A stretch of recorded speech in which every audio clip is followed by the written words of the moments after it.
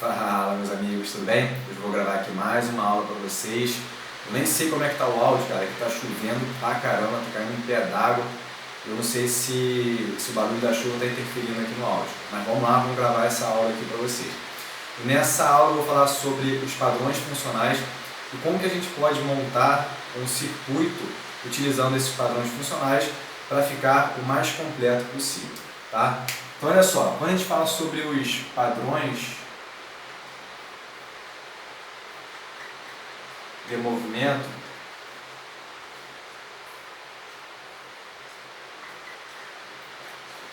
a gente pode pensar, por exemplo, nos padrões de empurrar,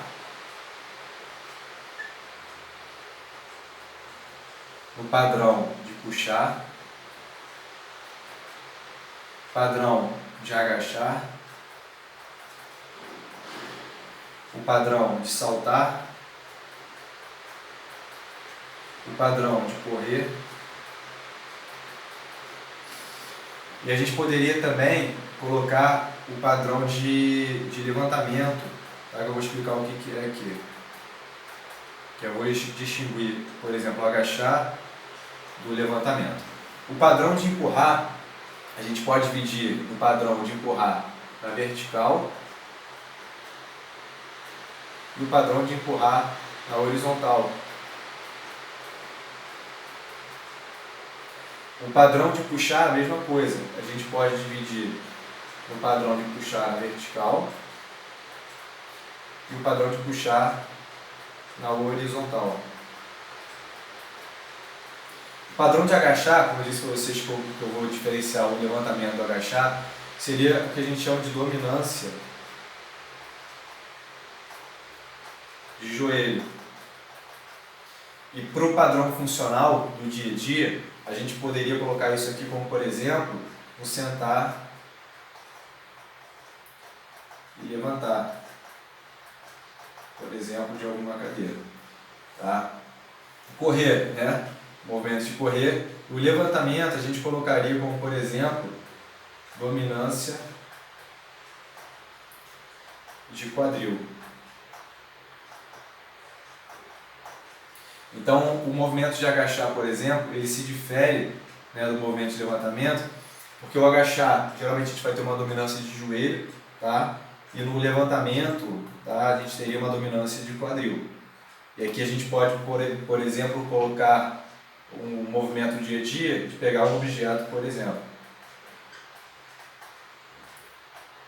Pegar um objeto no solo, você poderia dar ênfase no movimento, por exemplo, de dominância de quadril. Beleza? Então olha só, como que a gente poderia montar um circuito pensando nesses padrões e tentando contemplar todos eles? Se a gente fosse pensar no circuito, eu já gravei outros vídeos para vocês também falando sobre o circuito, que seria, né, exercícios realizados em sequência em forma de estação. Então aqui teria o exercício 1, exercício 2, exercício 3, exercício 4, 5, 6, 7, 8, 9 e 10 exercícios. Aí você faria todos esses exercícios sem tempo de intervalo entre eles e aqui no final você teria a recuperação no intervalo e repetiria mais uma vez essa passagem. Tá? Então olha só, vamos colocar esses padrões aqui. Empurrar, tá? Na vertical, a gente poderia pensar, por exemplo, em algum exercício de desenvolvimento.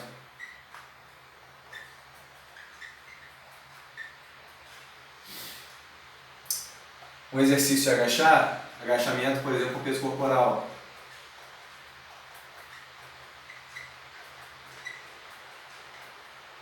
Peso corporal. Um empurrar, por exemplo, na horizontal, a flexão de braço.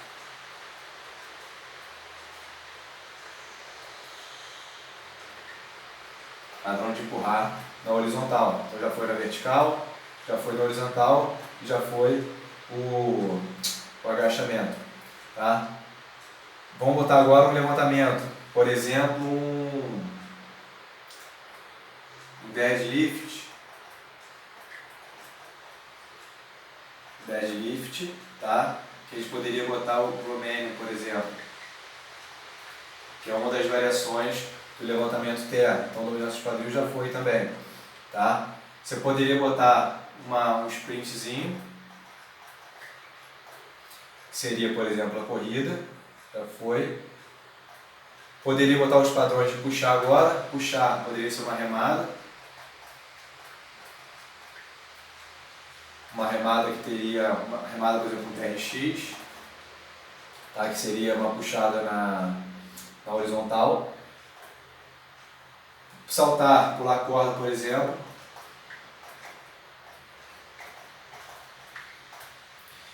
Um puxar na vertical poderia ser uma puxada, por exemplo, puxada alta com elástico. E já foi o outro padrão aqui também. Então olha só, a gente montou um circuito aqui, tá? Poderia mudar a ordem, fui fazendo aqui de forma aleatória, só para a gente contemplar aqui os movimentos, os padrões. Mas você pensar em exercícios, por exemplo, de empurrar na vertical e na horizontal. Exercícios de puxar na vertical e na horizontal. Dominância de joelho, que seria, por exemplo, o agachamento. O saltar, poderia ser um salto na caixa, pular a corda. Correr. E o levantamento, que geralmente tem uma dominância de quadril, ou seja, pegar algum objeto no solo, você tem essa dominância de quadril. E todos esses padrões aqui, você vê que são padrões que são utilizados durante o dia a dia. Então, pegar algum objeto, um sentar e levantar, um empurrar na vertical ou empurrar na horizontal, um puxar na vertical e na horizontal, são todos padrões que a gente utiliza nos nossos dias. Então, você melhorar esses padrões, você consegue transferir esses padrões para o seu dia a dia. Você começa a melhorar a função do seu aluno no dia a dia pela melhora desses padrões, tá? Eu dei um exemplo aqui de exercício que vocês poderiam utilizar. Existem inúmeras opções. Eu fiz aqui de forma aleatória, então não deu muita importância para a ordem que eu coloquei aqui também, porque a gente poderia reorganizar toda essa ordem, tá? Poderia botar de forma mais lógica ali, só que eu fui fazendo de forma mais rápida aqui para vocês entenderem como que a gente pega esses padrões e transfere ali para a nossa prática, beleza? Então, se você trabalha, por exemplo, com treinamento funcional, trabalha com circuito, você utilizar esses padrões aqui pode ser uma ferramenta extremamente importante para você conseguir desenvolver o seu aluno de forma mais global possível.